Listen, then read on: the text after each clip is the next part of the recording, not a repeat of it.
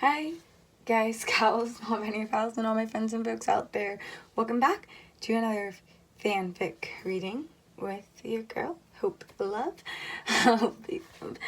And I hope you're having an amazing night, day, or whatever. So we're about to get into Sacrifice, a Star Wars fanfic made by Lucky_Ducky_123. I hope you enjoy, and don't forget to add us on our socials. Also, don't forget to check out Stories, the first generation. Now, if you're probably on here watching this, I know that you value at least the original trilogies, the prequel trilogies, and you may value all of the trilogies. If you love Star Wars in general, I believe that you will absolutely enjoy this edit. It comes out on May 15th, and it's a giant project, really. So if you want to know more about it and what it is, I will link down below what is Stories in the description box, along with some other very important information for all y'all. And hopefully you watch it. It comes out at 11, so don't be late. Anyway, let me drink some water and let's get into this.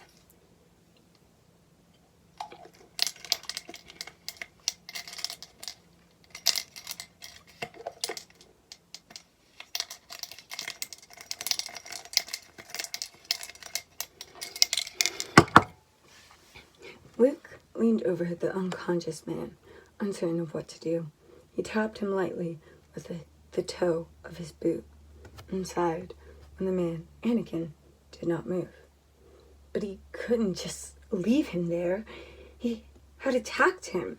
But Luke wasn't one to leave someone stranded, especially in the middle of the unforgiving desert that was Tatooine with no transportation. And also, if he concluded correctly, the man had a bit of memory loss. He seemed to mention the Old Republic a lot, and even seemed like he was still living in the Clone Wars era. Well, he is, honey. He just jetted up here. But anyway, but if he was younger than Luke, all that stuff would have happened before he was even born. Nope! He was born way before you. Not way before, but he was born before you. Just don't know. Knowing he was going to regret this, Luke leaned down and picked Anakin up under his arms. He groaned, realizing that even though the man was younger, he was definitely much taller and more well-built than Luke's thin, lanky frame. Well, yeah, no, you didn't inherit your father's height as much. I mean, you have some of his physicality, but that's just another shot at his height, which is constantly taken all the time. Anyway, because he, Padaway, wasn't taller than him. Guess he didn't get that gene, but anyway. No way he could drag Anakin all the way to a safe place without any help. A groan escaped his lips and wondered how R2 and 3PO were doing with his gift. Had Jabba received his message yet? Probably not. Blast it. Luke swore, pacing and contemplating how was he going to do this. It had definitely changed his plan, but would he let one stranger risk the chance of saving Han? Leia would never forgive him. Force, he'd never forgive himself either. Then a thought struck him. With a mischievous smile, he called the Force to him and concentrated solely on the man's Force signature. He wrapped metal arms around the presence and lifted his focus so hard-pressed that his signature didn't register in his mind as familiar. Holding tight and feeling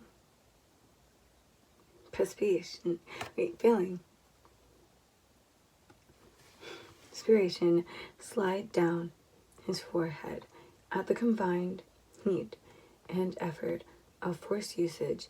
Luke began to walk with Anakin floating behind him. The man's name and tendency to randomly get angry at Luke worried the Jedi, and he wondered once again if he really should be bringing the man with him. But the more help, the better.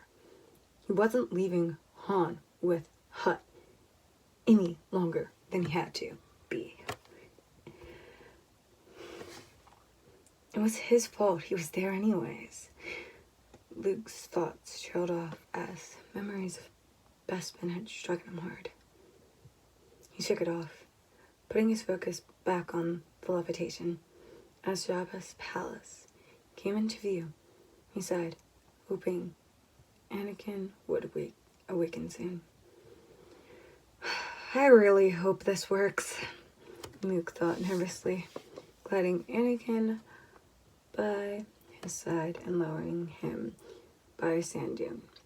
He plopped down next to him and waited for the Force to say it was time for him to move forward with this part of the plan. Okay, let's look at the next part and see. Okay, we might actually. Okay, we could get this done. We can do it. I know we can. Anyway, the captain of the Imperial shuttle sat in the cockpit in the middle of making contact with the second Death Star. Still currently being built. Command station, this is ST-321, code clearance blue. We're starting our approach. Deactivate the security shield. A static voice answered over the comm, responding with a simming bored tone. The security deflector shield will be deactivated when we have confirmation of your code transmission. Stand by. You are clear to proceed. The captain nodded. Despite the fact that the man over the comm could not see him, we are starting our approach. Hovering over the moon of Endor, the second Death Star sat ominously, containing Imperial men preparing to lower the shields for an incoming shuttle. An officer rushed through the moving halls, moving towards the shield operator. Inform the commander that Lord Vader's shuttle has arrived. Yes, sir, the operator responded with a salute. Okay, all this pronunciation is gonna probably get complicated, and I'm going to have to probably act as Vader, so... Yes, sir, the operator responded with a salute. The control officer moved quickly to the viewport and watched as the Imperial shuttle landed in a massive docking bay. A squad of Imperial stormtroopers moved into formation before the craft. The Death Star commander, Moff Gideon, a tall, confident technocrat, strode through the assembled troops to the base of the shuttle ramp. The troops snapped to attention, but if one looked close enough, it was noticeable to see that many were uneasy about the new arrival. But the Death Star commander stood arrogantly tall, as if mocking them. Well, there's no mocking Vader, though, so don't try that with him. The exit hatch of the shuttle opened with a whoosh, revealing only darkness, then heavy footsteps and mechanical breathing.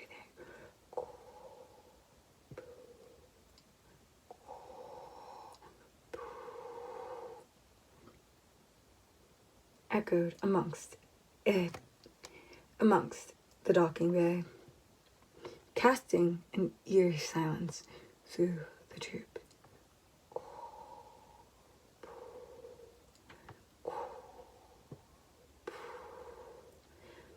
From the black void, the menacing form of Darth Vader appeared. Every ounce of him radiating pure evil. However, there was a small silver sliver of light scratching to get out. A sliver which had been punched open by Rebel Commander Luke Skywalker himself.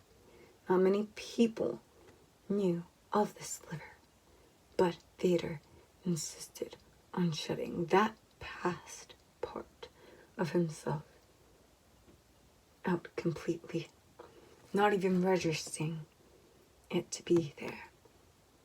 But his master, Lord Sidious, knew of this sliver all too well, and it infuriated him. Let's see if I can really wrap this up, because I don't, of course, I don't want to. Yeah, I can. Vader looks over the assemblage as he walks down the ramp. Lord Vader, this is an unexpected pleasure. We are honored by your presence. A stiff voice came through Vader's audio enhancers, and he glared down to see the Moff Gerald looking up at him expectantly. You may dispense with the pleasantries, Commander. I am here to put you back on schedule. It took a moment. The commander turned a shin and began to shake. I assure you, Lord Vader, my men are working as fast as they can. Perhaps I can find new ways to motivate them. Vader threatened. The commander hesitated. I tell you, this station will be operational as planned. The Emperor does not share your optimistic appraisal of the station, Vader said. But he asks the impossible. He lowered his voice and sounded worried, as if someone was recording him. Probably because they are. I need more men. No sympathy went out to the commander as Vader glared at him through his red-tinged ocular lenses. Then perhaps you can tell him when he arrives.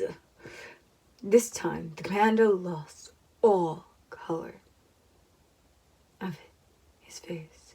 The Emperor's coming here? He asked shakily. That is correct, Commander. And he is most displeased with your apparent lack of progress. Vader responded to the man's ever-growing fear. We shall double our efforts, Gerard said determinedly. I hope so, Commander. For your sake. The Emperor is not as forgiving as I am, Vader said before stomping away from the docking bay. However, as he walked, he paused, feeling a significantly large shift in the voice. Ignoring Moff Gerard's quizzical glance at why he had stopped at mid-stride, Vader delved into his own mind, searching for the disturbance. When he came upon it, he almost tumbled backwards. The defining snarl of anger dripped from his vocoder, and the nearest and unluckiest stormtrooper gasped before his neck snapped, and he fell motionless to the floor. My lord! Gerard stuttered. Vader said nothing as he left the docking bay. With separate haste, the disturbance he had sensed was no other than the man he had thought had been buried years ago, Anakin Skywalker.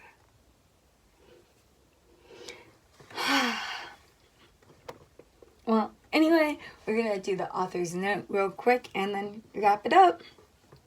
Author's note. Yay, I finally got back to this. School's been pretty difficult, it's only the second week. I don't understand. XD. Well, you will one day. We all get there. Anyways, hope you guys enjoy. May the force be with you. Lucky_Ducky_1, 2, 3. And that is the end of the chapter. Next chapter you will all get is chapter 3. So I'll see all of you here next time. And don't forget, if you want to know a lot more about what stories the first generation is and what stories is in general, go down in that description and hit that link so then you can see it. I hope you enjoyed, and bye. Hope you have a good night, day, or whatever. Peace.